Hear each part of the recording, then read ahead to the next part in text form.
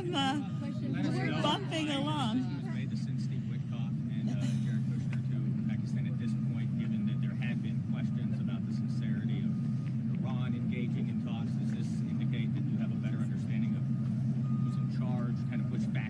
Yeah.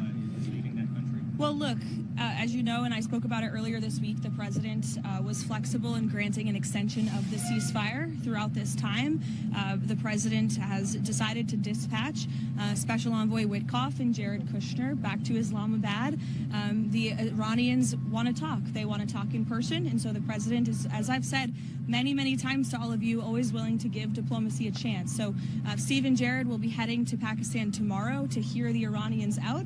We hope progress will be made, and we hope that positive developments will come from this meeting, and we will see. And the president, the vice president, the secretary of state will be waiting here in the United States for updates, and the vice president, I understand, is on standby and will be willing to dispatch to Pakistan if we feel it's a necessary use of his time.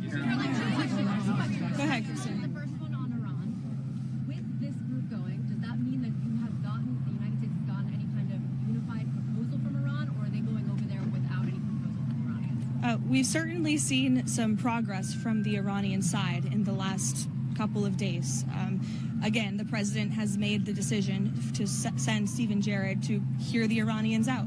And so we'll see what they have to say this weekend. Second question on Kash Patel. Does the president still have full confidence in Kash Patel to lead the FBI? The president does still have confidence in the FBI director and in our law and order team to do what they've been doing so well over the course of the last year and a half. As you know, Kristen, and I wish more people would cover it, the crime rates in this country have completely plummeted. We're at a 125-year low in murder rates across this country. You look at what's happened in Washington, D.C., new numbers released. Murders are down nearly 60% in our nation's capital, which is something I know as all of us live here, we can be very grateful for. So the president is grateful for the efforts of the great men and women of the FBI who are help making this happen.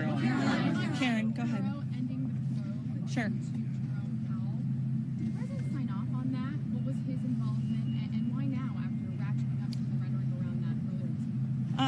As you saw, Judge Jeanine Pirro, or former Judge Jeanine, U.S. Attorney Jeanine now, put out a statement saying that the case is not necessarily dropped. It's just being moved over to the Inspector General, who has critical tools at their disposal to continue to look into the financial mismanagement at the Fed.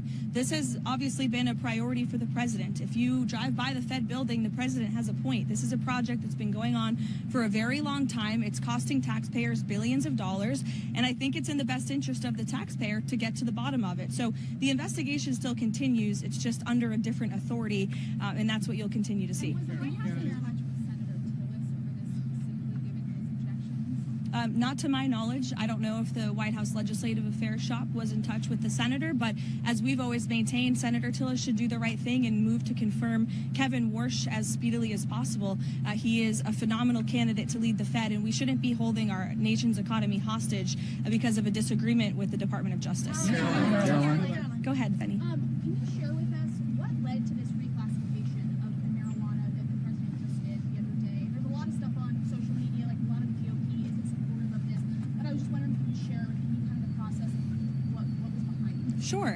Well, as always, the president hears from a number of people, both inside and outside the administration, and frankly, the American people. If you do look at the public polling on this issue, it is overwhelmingly popular with the vast majority of Americans. And the rescheduling will lead to more research into cannabis as a drug, especially for those who need it for medical treatment. And so the president was willing to take this step to do that at the behest of the American public, who largely support it, and many of his health advisors on his team who he spoke with about it, as you saw them in the Oval Office yesterday discussing it. Karen.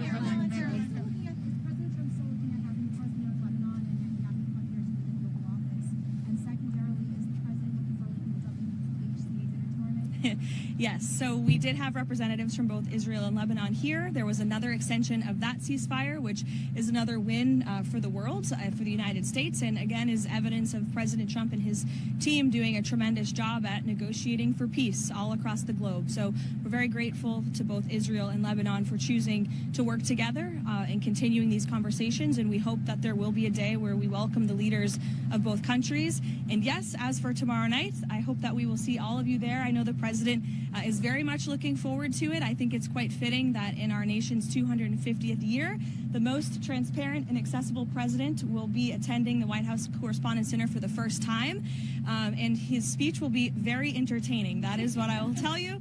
So everyone should tune in. And then finally, on a personal matter, this will likely be my last gaggle for some time. As you can see, I'm about ready to have a baby any minute. So I will see you guys very soon. I know you'll be in very good hands with my team here at the White House, and I know all of you have the president's phone number personally. So I have no doubt that you will have a shortage of statements and news from this building while I'm gone. So we'll see you guys this weekend. Thank you.